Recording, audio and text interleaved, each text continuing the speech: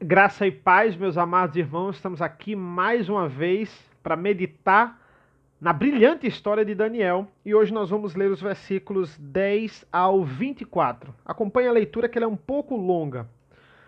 Daniel 6, do 10 ao 24. Eu vou ler do 10 ao 18 e depois a gente dá uma parte aqui do 19 ao 24. Fica melhor assim. Daniel 6, do 10 ao 24.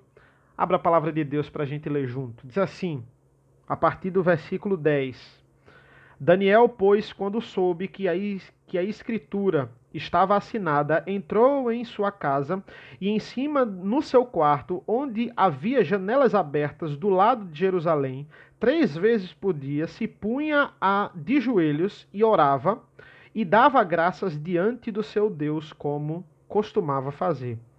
Então aqueles homens foram juntos e, tendo achado a Daniel a orar e a suplicar diante do seu Deus, se apresentaram ao rei e, a respeito do interdito real, lhe disseram: não assinasse o interdito que, por espaço de 30 dias, todo homem que fizesse petição a qualquer Deus ou a qualquer homem, e não a ti, ó rei, fosse lançado na cova dos leões. Respondeu o rei e disse: esta palavra é certa, segundo a lei dos medos e dos persas, que se não pode revogar. Então responderam e disseram ao rei: esse Daniel, que é dos exilados de Judá, não faz caso de ti, ó rei, nem do interdito que assinaste, antes 3 vezes por dia faz a sua oração. Tendo o rei ouvido essas coisas, ficou muito penalizado e determinou consigo mesmo livrar Daniel e até ao pôr do sol se empenhou por salvá-lo. Então aqueles homens foram juntos ao rei e lhe disseram: sabe, ó rei, que é lei dos medos e dos persas que nenhum interdito ou decreto que o rei sancione se pode mudar. Então o rei ordenou que trouxessem a Daniel e o lançassem na cova dos leões. Disse o rei a Daniel: o teu Deus, a quem tu continuamente serves, que ele te livre. Foi trazido uma pedra e posta sobre a boca da cova, selou ao rei com o seu próprio anel e com o dos seus grandes, para que nada se mudasse. É isso mesmo? A respeito de Daniel, perdão. Versículo 18, para a gente encerrar essa parte. Então o rei se dirigiu para o seu palácio, passou a noite em jejum e não deixou trazer à sua presença instrumentos de músicas e fugiu dele o sono. Vamos orar mais uma vez? Senhor nosso Deus, nosso Pai, obrigado pela leitura da Tua palavra, Senhor. Obrigado por mais uma semana que começa e estamos aqui na Tua presença desde ontem no Teu dia.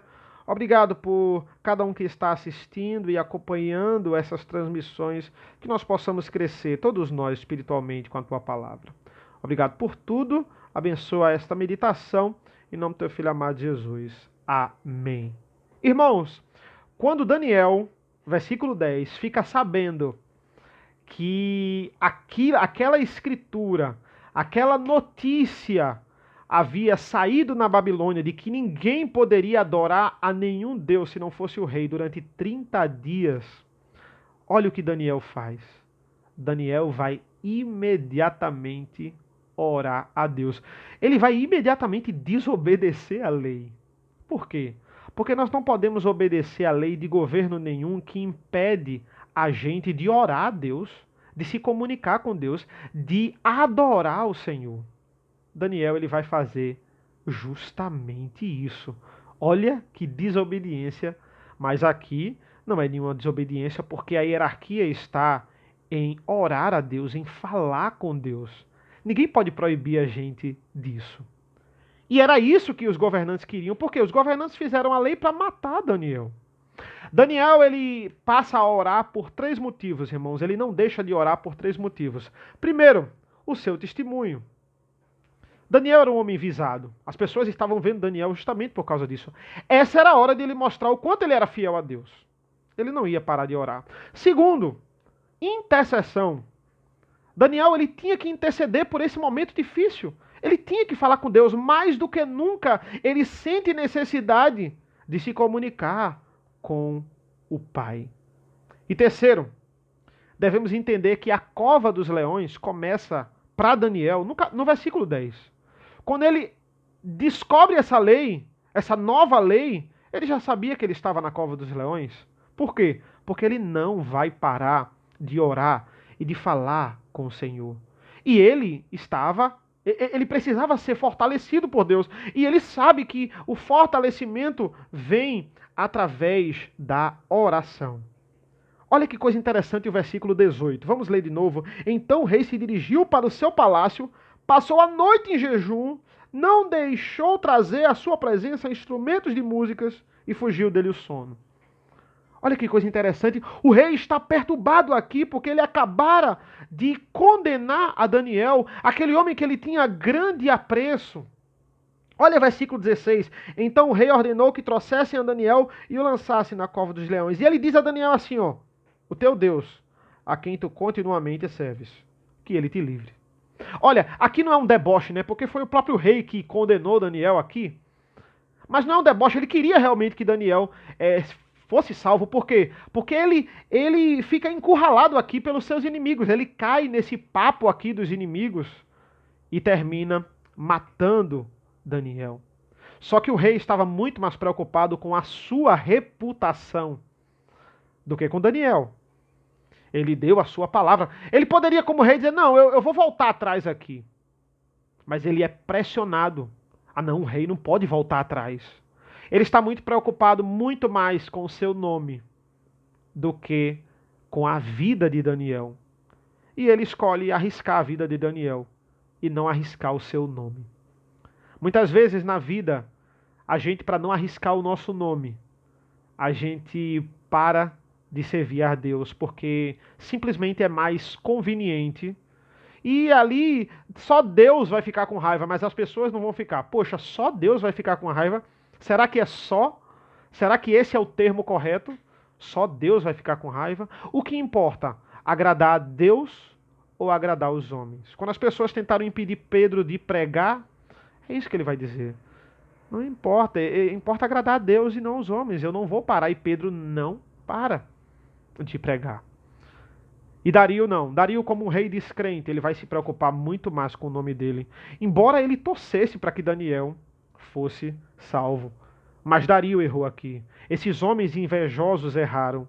E Dario errou aqui. E olha a consequência, versículo 18. Enquanto Daniel está tranquilo na cova dos leões, Dario está perturbado no seu quarto real, com todo o luxo. Por quê? Porque não importa você ter dinheiro.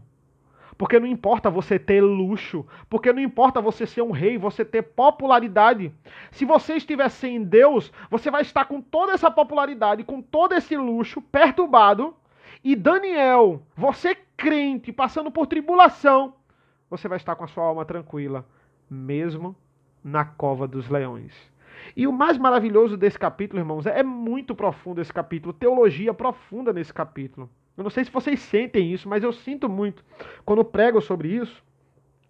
E aí quando chega no versículo 20, diz assim, ó, chegando-se ele à cova de manhã, chamou por Daniel, com a voz triste, disse, Daniel, servo do Deus vivo, dá-se-á o caso de que teu Deus, a quem tu continuamente serves, tenha podido livrar-te dos leões?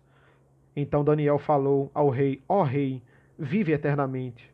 O meu Deus enviou o seu anjo e fechou a boca aos leões, para que não me fizessem dano, porque foi achado em mim inocência diante dele. Também contra ti, ó rei, não cometi delito algum. Olha a preocupação de Daniel. Olha como Daniel, ele era uma pessoa que se preocupava em obedecer à autoridade. Aquele rei que tinha colocado ele na cova dos leões, porque ele só foi honesto, porque ele só foi fiel, sendo um bom governante aqui. Aquelas pessoas que tinham condenado ele. Ele olha para o rei, em vez dele xingar o rei, em vez dele dizer, olha, não foi por causa de você, foi por causa de Deus, e agora me tire daqui, ele vai chegar para o rei e vai dizer assim, ó rei, vive eternamente. Deus teve compaixão de mim. E Daniel glorifica a Deus por quê? Porque ele glorificou a Deus, ele obedeceu a Deus e ele fez o quê? Ele não cometeu delito contra o governo. Ele não cometeu, ele não desrespeitou o governo, ele obedeceu a Deus e ele está louvando porque ele obedeceu a Deus e honrou o rei. O rei que tinha jogado ele na cova dos leões. O rei que planejou a morte dele e tentou concretizar a morte dele. Olha que homem de Deus. Olha que misericórdia, a misericórdia de Deus aqui na vida de Daniel. O rei se alegrou. E aqui nós temos a evidência de que os leões estavam famintos, que ali os leões não estavam cheios, por isso que não comeram Daniel não. Por quê? Porque a gente vê nos próximos versículos, versículo 24, que quando aqueles homens que tentaram matar Daniel são jogados agora na cova dos leões, eles não chegam nem no fundo da cova. E eles já são devorados. É o mesmo contexto da fornalha. A fornalha estava ardente. Por quê? Porque as pessoas que jogaram Sadraque, Mesaque e Abednego, que foram jogar, que nem entraram, morreram. É porque, olha o tamanho da tribulação. Quanto mais o tamanho da tribulação, irmãos, maior o tamanho do milagre.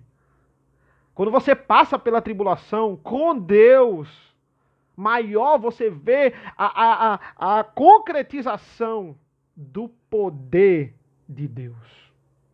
É isso que nós devemos entender nesse texto. Enquanto Dario e aqueles homens confiavam numa máquina administrativa chamada o Império Medo-Persa, para não sofrer nenhum dano, para estarem seguros, quem não vai sofrer nenhum dano é Daniel, porque ele estava sendo guardado pelo Senhor. Você acha que você é guardado pelo governo? Você acha que você é guardado por qualquer sistema? Você acha que você é guardado por homens? Você vai se decepcionar. Você é guardado por Deus. A sua confiança deve ser depositada em Deus. Foi isso que Daniel fez. É isso que nós devemos fazer. Olha a diferença em quem procura proteção no Senhor e quem procura proteção num governo, num governante, num sistema de governo.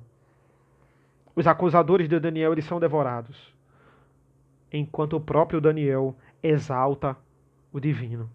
Que nós possamos entender o peso dessa palavra para as nossas vidas e como ela é atual. Uma palavra maravilhosa, irmãos. Vamos orar ao Senhor. Senhor, nosso Deus, nosso Pai, obrigado pela Tua palavra, Senhor. Que nós possamos ser mais humildes. Que nós possamos ter contrição no nosso coração. Que nós possamos entender que só Tu, que Tu és o maior governante, que o maior trono está nos céus e o Senhor está sentado nele. Que o Senhor rege as nossas vidas, que o Senhor guie as nossas vidas. Obrigado por mais um dia na Tua presença, Senhor. Nos dá uma boa semana na Tua presença. É isso que nós pedimos e agradecemos em nome do Teu Filho amado Jesus. Amém. Até a próxima, meus irmãos, com a conclusão desse capítulo 6, se assim Deus nos permitir.